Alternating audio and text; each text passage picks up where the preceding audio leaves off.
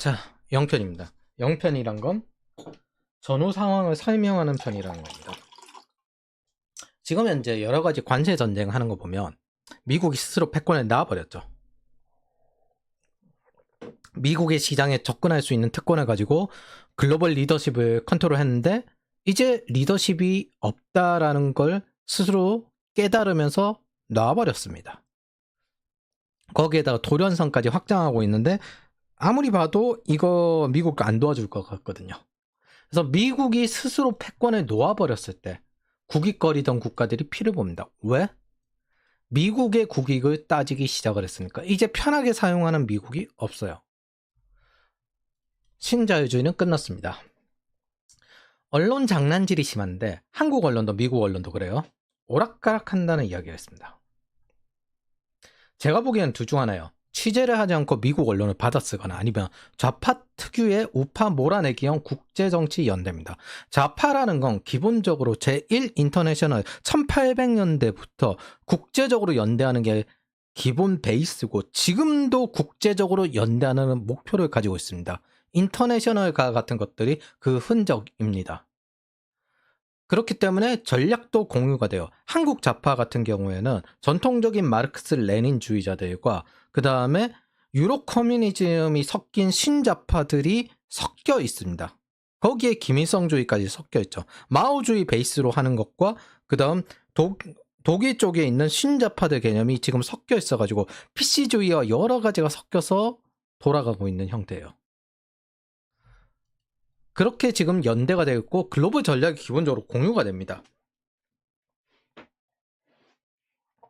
여러분들이 착각하는 건 이런 빅 트렌드 같은 것들이 어떤 기획이나 설계 없이 자연스럽게 자생 발생한다고 착각을 한다는 겁니다. 인류사에 그런 적은 단 한 번도 없습니다. 중국 같은 경우도 보면요. 초기에는 한국에 대한 감정이 되게 좋았거든요. 그런데 어느 순간부터 황구시보를 이용해가지고 중국민의 반항 감정을 컨트롤해요. 이런 식으로 기본적으로 어떤 식의 빅 트렌드를 만들고 사람들의 정서를 만들까는 설계가 됩니다. 그리고 거기에 가장 큰 영향을 미치는 것은 문화 그리고 언론 이런 것들입니다. 2025년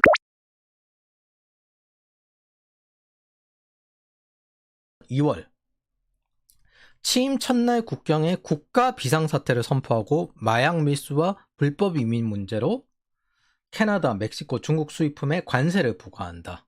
자, 현대 같으면 계엄이죠. 우리나라 같으면 민간이 군을 투입해서 통제한다고 하는 건데 아마 국경에 군을 투입하진 않을 거예요.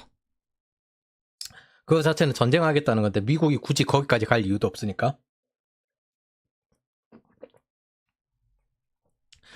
그래서 마약 밀수와 불법 이민 문제 요게 핵심입니다.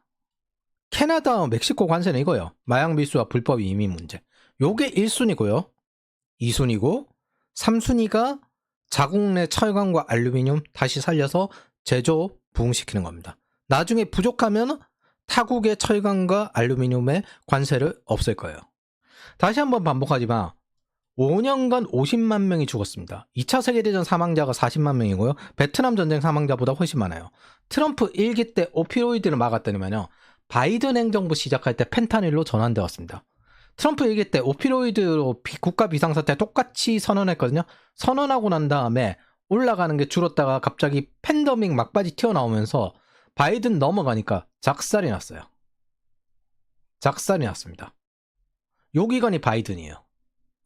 2022년에 이런 마약류 약물로 사망자 수가 연간 10만 명 찍고 이들 대다수는 15세에서 44세입니다. 그리고 난 다음에 사망률 좀 줄어가지고 지금 7만 5천 명대로 줄었다고 하는데 이거 2023년과 2024년에 7만 5천 명대로 감소한 거예요. 뭐 마약이 퍼지는 건 멈추지 않았는데 죽는 확률이 줄었다는 겁니다. 여러 가지 대응법을 찾다 보니까. 그런데 중독 문제가 아직까지 해결이 된 게 아니죠. 저게 중독성이 엄청 심하거든요. 저 중독성이 어떻게 심하냐?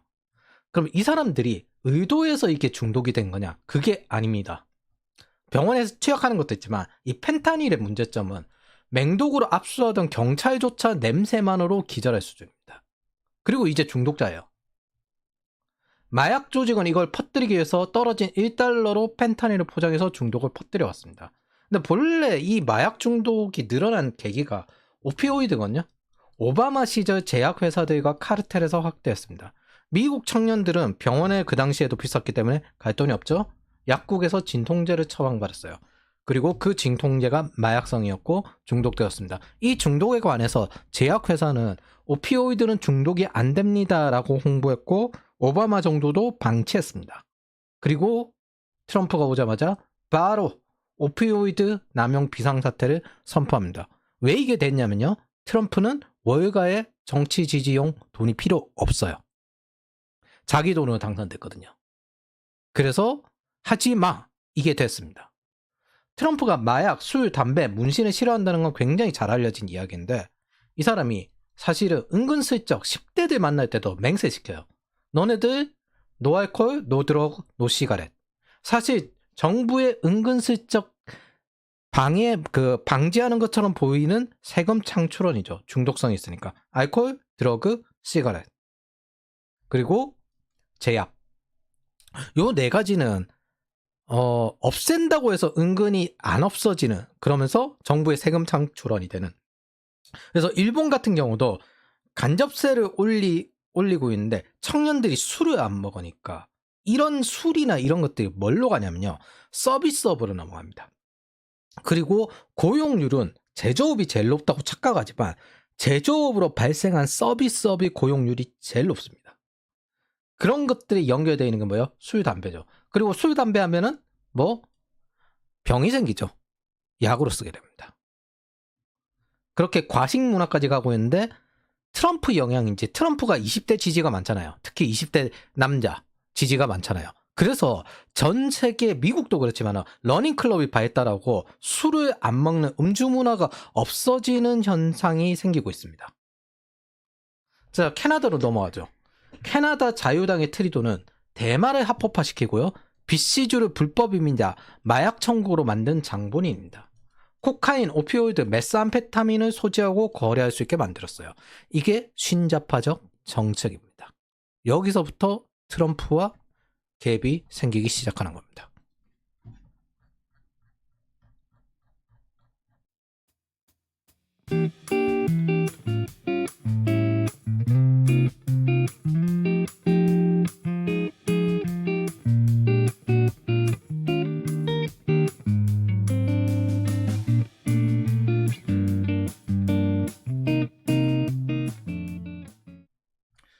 자, 그리고 지금 캐나다가 이꼬라집니다. 특히 BC주가 적꼬라지죠. 여러분들이 이런 전후 상황을 하나도 보지 못했다면 여러분들 사실이 아닙니다. 불법 체류자를 허용하는, 진실을 가리는 신자파들 세력들이 언론을 장악하고 있기 때문입니다. 유럽 커뮤니즘이라고 해서 마르크스 레닌주의와 끊어낸 안토니오 그람시라고 불리는 그 유럽 공산주의자 시초가 있거든요. 그래서 유럽 공산주의적 방식이 있는데 이쪽이 좀 더 확장돼서 신자파적인 방식으로 확장이 돼요. 목표가 뭐냐면은 문화적 헤게모니를 장악하는 걸 목표로 합니다. 그래서 특히 언론을 제대로 장악을 합니다. 여러분들이 착각하는 가장 큰 것은 트렌드는 대부분 기획되고 만들어집니다. 단지 개개인별로 받아들여지지 않을 뿐 대중에 대해서 선동은 만들어집니다. 그리고 이건 하나의 집단주의가 되면 될수록 더더욱더 쉬워집니다. 지금 시대는 그 트렌드 선동이 쉽지 않은 시대이긴 해요. 그러나 안 만들어지는 건 아닙니다. 그런 것들이 한국에서는 지금 현재 미등록 이주 노동자라며 감성 정치하려는 참여연대 기반 좌파 진영도 마찬가지입니다. 여러 가지 언론을 장악하고 있고 그런 것들이 인터넷 플랫폼 기업을 통해서 검열까지 하고 있잖아요. 자, 마약은 여기까지 하고요. 두 번째, 트럼프 행정명령 1호는 레이컨 라일리 법안입니다.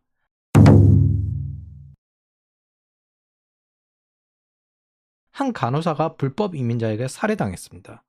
그리고 그 어머니가 와서 죽은 딸에게 우리는 싸우고 있으며 트럼프는 약속을 지키는 사람이라고 이야기하는 내용입니다. 그 레이큰 라일리 법안.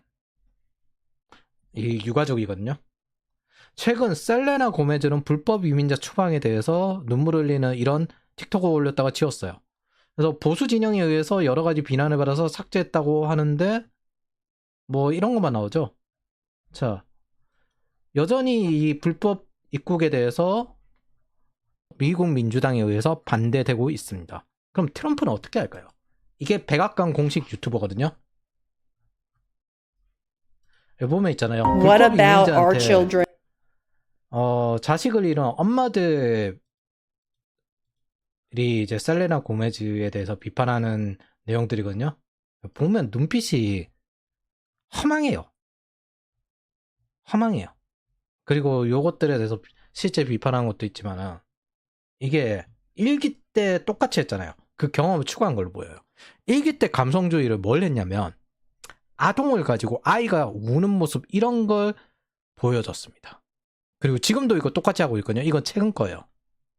그리고 이런 식으로 가족이 흩어진다. 이런 거였습니다.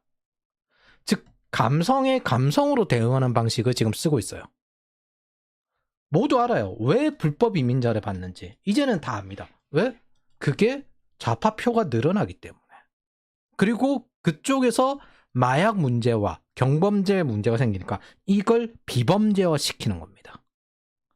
그게 캘리포니아의 경범죄 처벌하지 않는 방식으로 넘어간 것들이고, 미국 민주당은 스페인어로 경선을 해요. 가장 대표적인 인물이 사회주의자이자 트럼프 앙숙인 엘리자베스 워런, 정치 진영이 히스패닉계입니다.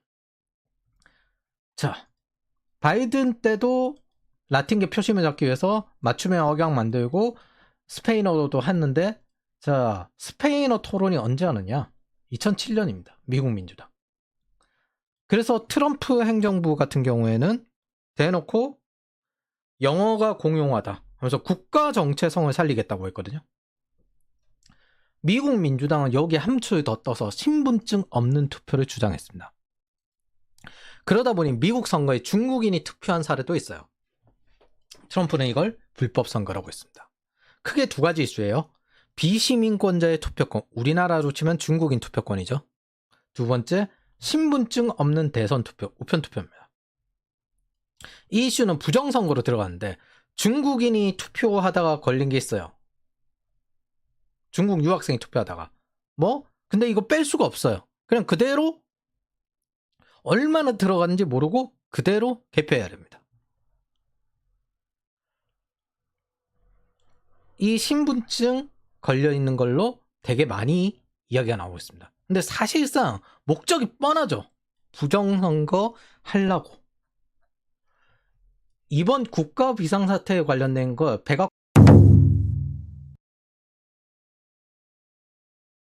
백악관에 적혀 있는 게 다 나와 있습니다. 불법 체류 외국인, 치명적인 펜타닐. 이 위협은 국가 비상사태에 해당한다. 외국인과 펜타닐 있죠. 요게 대부분의 내용들이에요. 대부분의 내용들인데 요것들에 대해서 간단히 설명을 드리면은, 요약을 하면 미국인의 안전입니다. 공약이에요. 안전한 미국을 만들겠다. 저 엄마들이 싸우는 것도 미국을 안전하게 하기 위해서 미국인의 안전, 그래서 안보에 들어갑니다. 그래서 미국인의 안보에 들어가는 겁니다. 이것들이. 불법 외국인과 마약의 범람을 막겠다. 이게 유권자들의 지지입니다. 그래서 이런 것들, 베트남 전쟁 전체에서 목숨을 잃은 미국인 수보다 매년 죽는 사람이 더 많다. 그래서 이렇게 할 건데 여기에 하나, 이걸로 발효된 관세인데 여기 하나가 더 있습니다.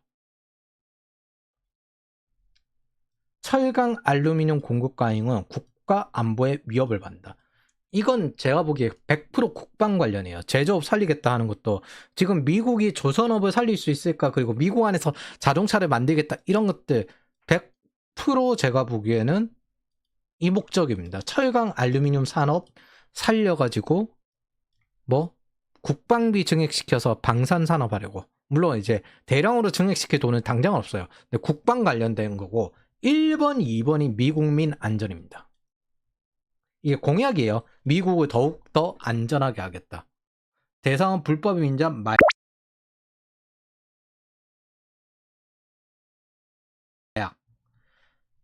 그래서 글로벌 예외 없는 감세고 여기에는 호주도 포함되었습니다. 즉 자유무역에서 피해자에 속했던 미국민의 철강, 알루미늄을 살리는 걸 작정을 했는데 제가 돌연선 이야기를 했잖아요. 최근에 일본이 USST를 가져가는 게 있는데 그 USST이 뭐냐면은 2차 세계대전 때 철강 공급해서 큰 회사입니다. 이 USST. 그 당시에는 맨하탄이 이게 맨하탄 그 뉴욕 쪽에 있는 전투기 생산 기지거든요. 그 당시에는 뉴욕이 여러 가지 전쟁 물자 생산 기지였습니다. 맨하탄도 그랬고. 그런 것들이 금융화로 되면서 지금은 이제 바뀐 건데 이걸 다시 하겠다는 거죠. 왜? 돌연선도 설정되었고 미국의 제조업 역량이 중국보다 부족하니까 그걸 다시 살리고 있는 겁니다. 전쟁 준비하고 있는 거예요, 지금. 다시 말하지만. 자, 트럼프는 있잖아요. 오락가락 한 게 문제가 아니라 타협이 없이 오락가락 안 해서 문제입니다. 미국을 진짜 다시 되살리겠다는 목적이 확실해요. 여기에 나머지 수단을 동원하는 것 뿐입니다. 오락가락 한다는 건 캐나다 관세가 25%에서 50% 했다가 다시 25% 내렸다는 이야기인데 이게 뭐 캐나다가 이겼다 이런 이야기까지 하는데 6시간 만에 철회했다 이야기하거든요. 자, 만약 보복 관세를 한다면 추가 관세를 계속 가겠다고 했습니다. 캐나다는 보복 관세를 했고 온타리오주는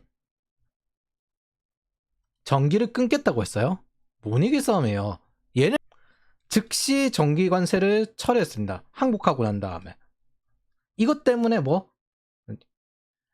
추가 관세를 발효하지 않을 것. 뭐 니네가 항복했으니까. 수출세 포기하니까.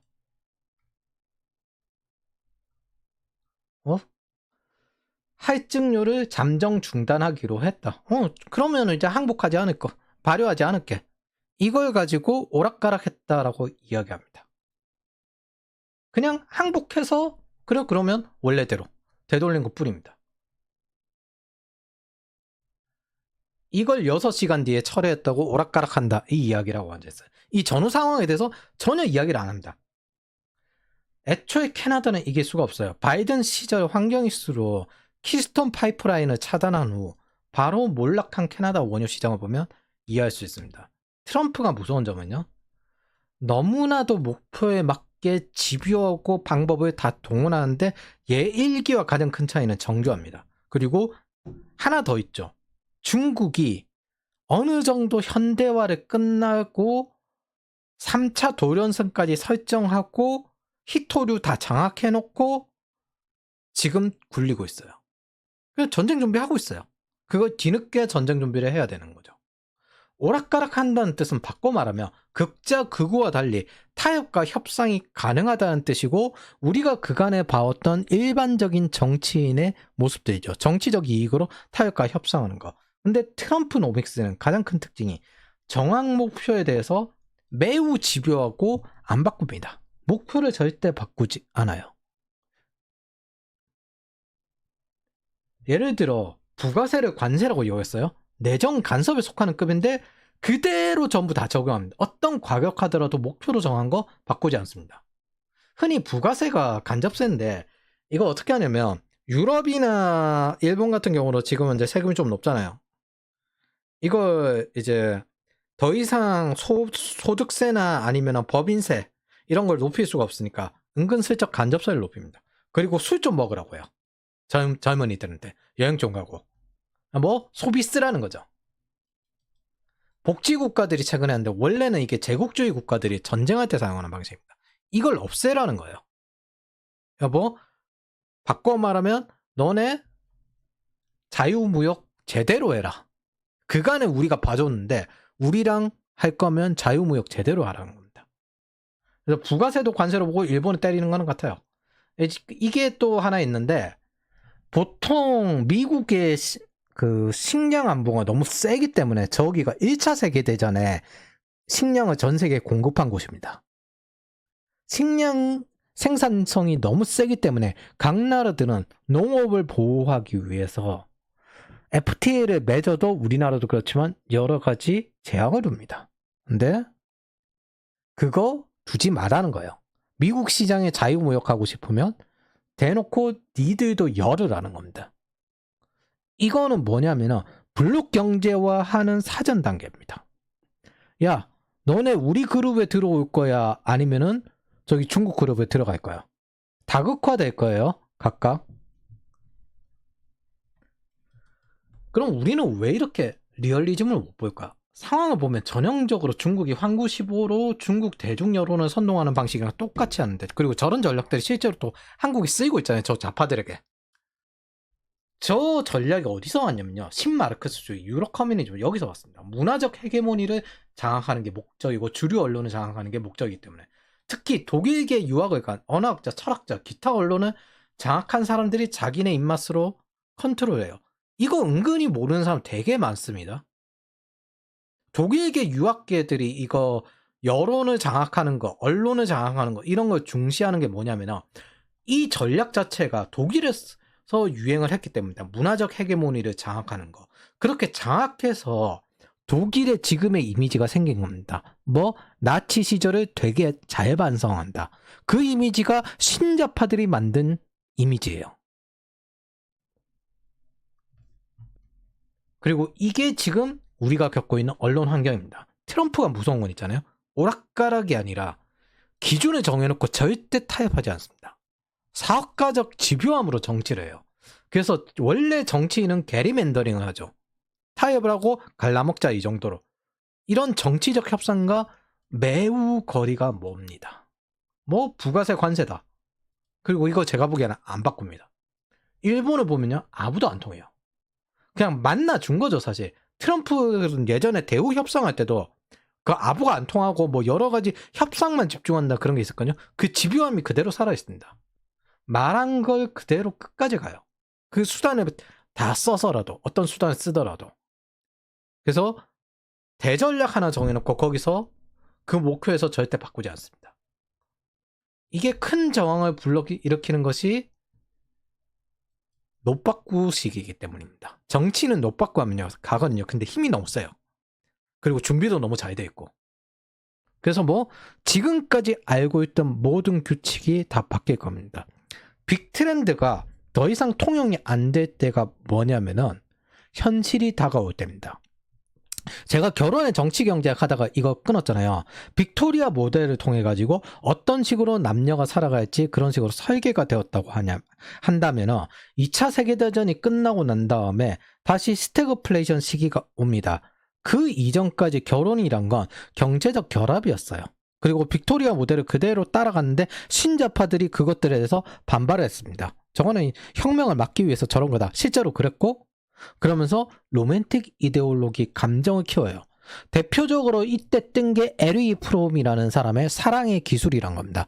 그래서 이성보다는 감성 위주로 들어가는 저항주의, 해체주의 이 위주의 문화가 늘어났고, 헐리우드에서 출산율이 떨어지는 걸 사랑으로 포장을 합니다.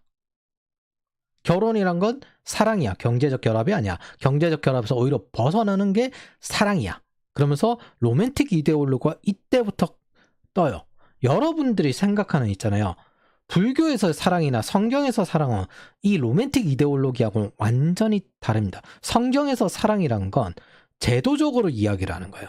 제도를 지키고 제도를 바꾸고, 뭐 악인은 그 제도를 어기는 사람인데 그 사람을, 내 원수를 사랑하라는 뜻은 그 사람을 맞아주라는 게 아니라 제도로서 징죄하고, 그리고 그 제도 안에서 살아가게끔 해라.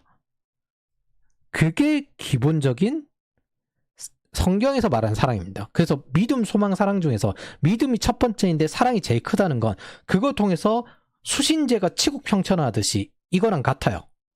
이런 느낌의 사랑인데, 그 로맨틱 이데올로기가 나오면서 사랑이란 베이스가 이걸로 많이 바뀌었습니다. 그 이전에는 이런 것들을 낭만주의라고 했죠. 그래서 정치적 이익과 목적의 달성을 이런 식으로 저울질하는 방식이 지금 통용이 안 되고, 새로운 규칙과 새로운 삶의 방식들이 다음 시대로 오픈이 될 겁니다. 세계화에 익숙해졌던 것과 그 다음 단계 무언가로. 저는 개인적으로 복잡계라고 생각하는데 연결이 극대화되는. 전체적으로 요구하는 거 보면요. 밀턴 프리드먼식 자유주의를 모두 다 모든 국가에 다 해. 우리나라에서 팔고 싶으면. 그래서 미국의 농산물을 그대로 너네도 개방을 해. 그 시장이 망하든 말든 그냥 경쟁해. 그리고 자국 농산물 보호를 핑계로 막지 마. 우리나라도 이런 거 있죠. 제조 보호나 이런 것들. 그래서 미국 시장의 접근권은 특권이다. 그러면 똑같이 해라. 라고 이야기를 하는 겁니다. 미국을 허용하에 국익 외교가 약점이 되고 있어요. 예전에 했던. 그 이전에는 전쟁하는 것보다 이게 낫지 하면서 자유무역에서 입을 다물어줬죠. 그래서 미국이 지금 현재 국익 외교를 하고 있습니다. 완전한 자유무역이냐 아니면 보호무역이냐 이걸 강요하고 있죠. 이 기준에서 제외되는 게 있습니다. 군사적인 필요성이 있는 안보 부분, 철강, 알루미늄 등은 허용하지 않겠다. 이 의지를 보이고 있어요. 한 가지 무서운 건 있잖아요. 2018년부터 지속적으로 말해왔던 게 있습니다. 미국은 사회주의가 되지 않을 것입니다. 사회주의와 나는 싸우겠다. 이걸 지금 현재 트럼프 노믹스가 전 세계적으로 실행하고 있습니다. 독일 선거에서 머스크가 개입한 것처럼 글로벌 사회주의 죽이기를 지금 하고 있어요. 오락가락하면 격이 떨어지는 건데 그게 아니어서 문제입니다. 심지어 일기와 달리 제대로 준비하고 정교해요. 단지 국가가 준비 안 되었을 뿐. 중국과 전쟁할 준비죠. 이 공급 과잉 막기 위해서 자국 철강과 알루미늄 업체들이 죽을 것 같으니까 이 가동률을 올렸죠. 이 관세로. UST 건도 그렇고요. 뭐 이거 전쟁 준비잖아요. 제가 보기에는 100% 이제 돌연선 그대로 내버려 두지 않고 전쟁하겠다는 작정하고 있습니다. 최근에 VOA에서 나온 거 다음 편점에 이야기할 건데 이렇게 이야기했어요. 저는 상산 문제라고 생각했거든요. 근데 우리가 지금 조선업이 붕괴돼서 전함을 생산할 수 있을지 모르겠다라고 이야기가 나옵니다. 의외였던가? 네. 그 장군이 나와서 그걸 이야기해요.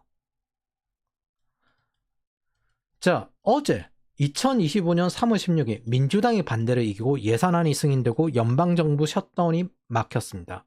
10명 정도가 배신했는데 민주당은 도지로 반발 중이었는데 결국 통과하게 할 수밖에 없었어요. 이 필리버스터로 막고 있었는데 민주당 10명이 그거 깨고 투표를 했어요. 전체적인 평은 예산 통과가 되지 않고 정부 폐쇄가 되면 공무원들이 빠져나갈 텐데 그 김에 도지의 칼질이 더욱 가속화될 걸 두려워하고 있었습니다. 임시 직원들을 재고용하지 않을 수 있기 때문에. 미국 정부는 돈 없다고 했죠. 돈 없는데 마침 더 칼질할 수 있는 핑계로 쓸 것 같다. 그게 두려워서 10명이 그냥 동의를 했습니다. 내용을 보면요. 비국방 지출 줄이고 국방 지출만 약간 늘려요. 뭐 이건 전체 자금에 비하면 적죠. 60억 달러가 적다고 하면 좀 그렇긴 하지만 미국 정부 입장에선 적습니다.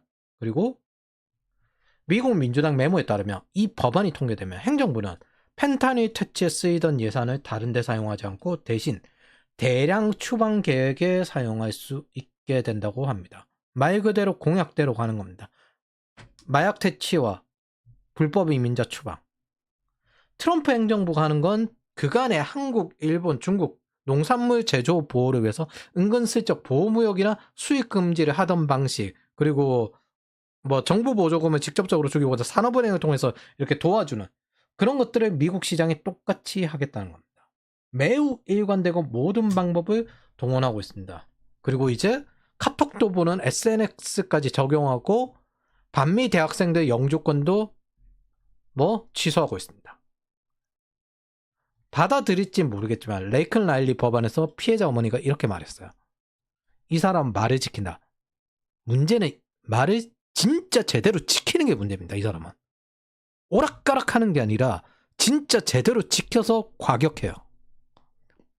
정해놓고 그걸 끝까지 가요. 그리고 이제는 이전과 다르게 도와주는 사람들과 바이든 행정부 때 피해자들이 너무 많아요.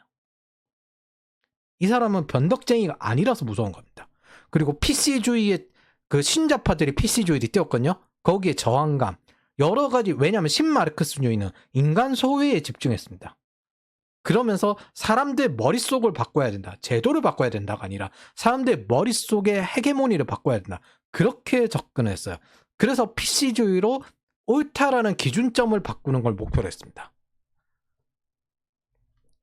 이 사람은 그걸 지지받는 게 지금 셉니다.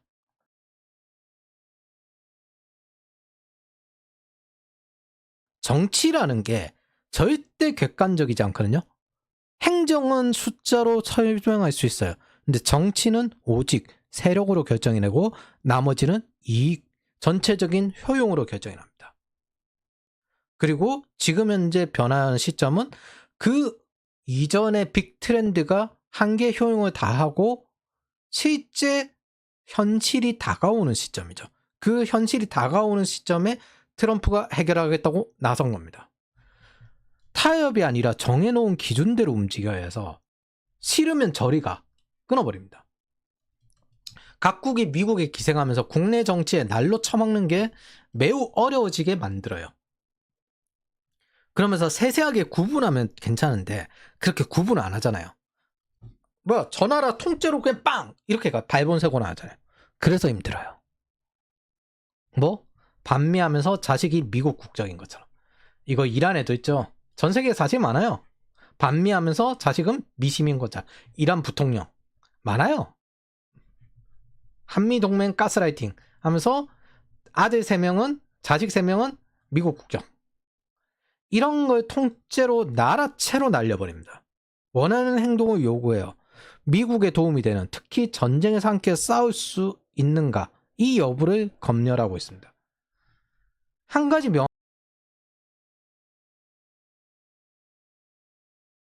명확한 건 있잖아요. 미국이 메타인지를 시작했습니다. 미국이 무너지고 있다는 걸 인정하고 다시 시작하고 있어요. 디플레이션으로 구매력을 극단적으로 높여서 제조 공급망 재편을 시작하고 제 편한 대로 사용되어 주던 미국의 시장은 미국민이 붕괴하면서 끝났습니다. 시장이란 건 미국민의 소비 수요잖아요. 이게 붕괴하면서 끝났어요. 저축도 못해요, 미국인은. 뭐 연금이나 이런 거 자식을 놓을 꿈도 못 꿔요. 미국은 더 이상 편리한 존재에서 변하고 있다는 겁니다. 그걸 지금 현실에 다가왔기 때문에 현실을 개선하고 있는 게 트럼프 행정부입니다.